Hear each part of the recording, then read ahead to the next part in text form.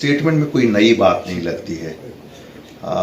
मुझे लगता है ये एक कैजुअल स्टेटमेंट है जो गवर्नमेंट ऑफ इंडिया पिछले 3 साल से देती रही है, कम से कम 3 साल से। अब हमें भी 2020 3 साल हो गए।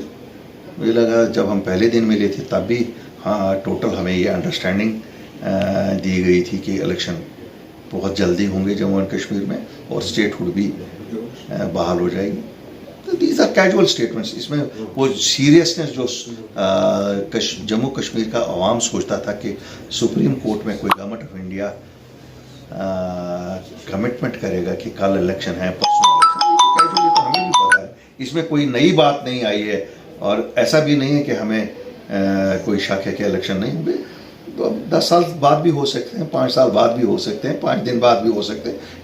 It is a wild guess for anybody to say. So there is nothing new in this statement or nothing serious by this statement. क्यों पार्लियामेंट में कहा है? पार्लियामेंट सबसे बड़ा ऐवान है। पार्लियामेंट में भारत की सरकार ने कहा है, भारत के वजीर आज़म ने कहा है, भारत के होम मिनिस्टर ने कहा है कि स्टेटहुड भी बहाल करेंगे और इलेक्शन भी। मुझे कोई बहुत फर्क नहीं। देखिए मुझे इसमें कोई बहुत बड़ी फर्क नहीं लगती है।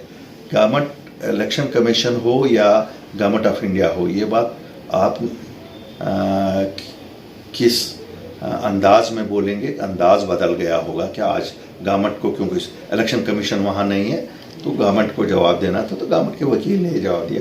लेकिन इसमें कोई नई बात नहीं है, इसमें कोई सीरियस बात नहीं है, इसमें कोई सीरियसनेस नहीं है। वो ऐसा ही है जैसा 2023 से सुनते आए हैं।